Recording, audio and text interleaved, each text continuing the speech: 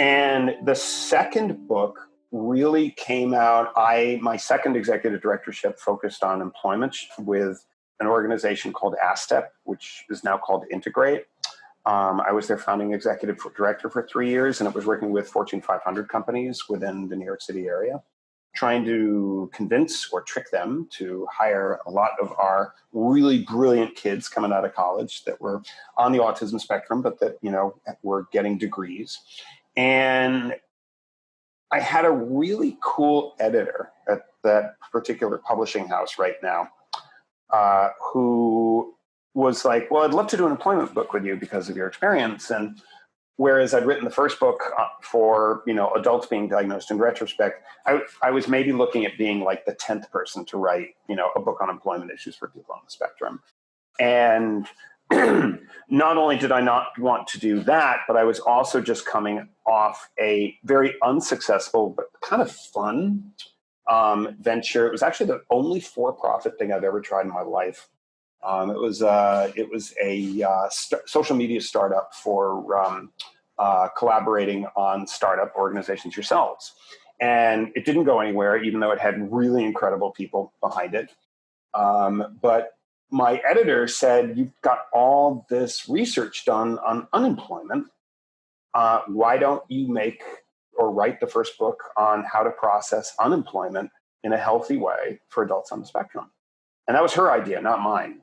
And it was brilliant because we have a 75 to 85% unemployment rate still as adults on the spectrum. So I think that including my old organization, there's probably 5 well-known employment organizations in the autism field that get a lot of press. And they get a lot of credit, which they deserve. And you put all of them together, and I'll bet you that in the best year, the cumulative number of full-time jobs they got adults on the spectrum was less than 100. Wow. And if you do the math of, a prevalence rate of 1 in 54 in a nation of 319 million, and the working age is 21 to 65, and you will, I think, very, very quickly realize that that's one page out of War and Peace, that there may be like 3 million people that need assistance right now. Mm-hmm. That's not even including the people who are not technically unemployed, but have maybe just given up on looking for work. Is it discouraged workers? Yes, thank you. You're making a brilliant observation, because one of the things I learned in the research for that is that no statistics lie like labor statistics do. When you look at unemployment statistics, they don't take into account the people that have been on unemployment benefits, and that when the unemployment benefits ended and they still didn't have a job, those people are not taken into account in those statistics. People who decided, I can't work anymore, so I'm just going to go on disability. They might have been, let's say, on the autism spectrum, or had other non-apparent disabilities or other physical disabilities. And they had regular, well-paying jobs until, the financial crisis hits. They can't get work again. They have to go on disability to get health insurance as well as something in the bank.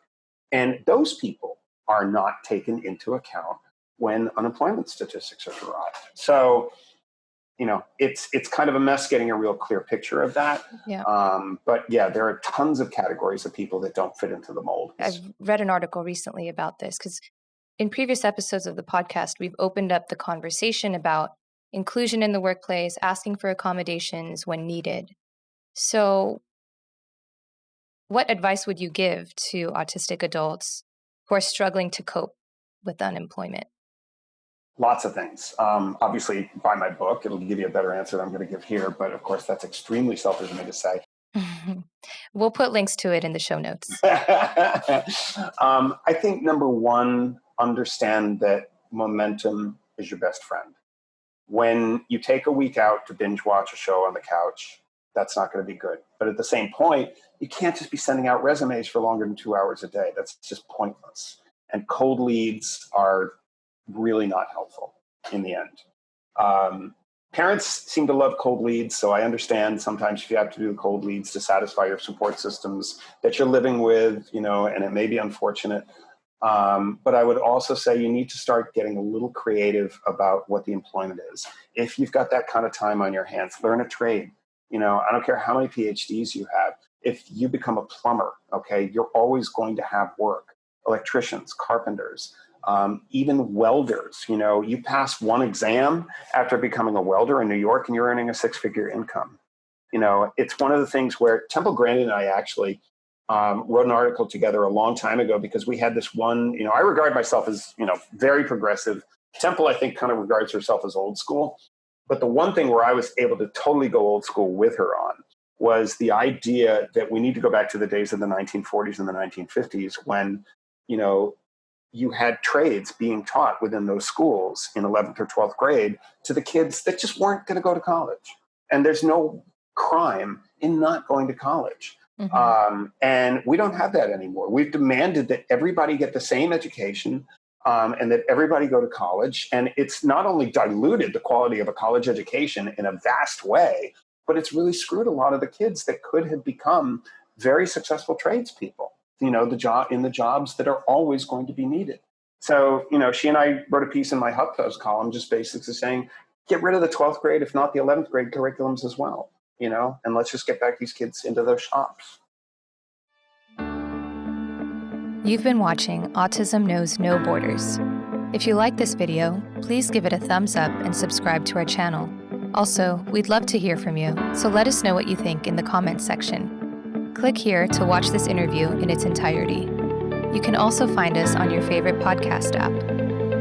Tune in each week for engaging conversations of how people across the globe are inspiring change and building community. Thanks for watching. Take care.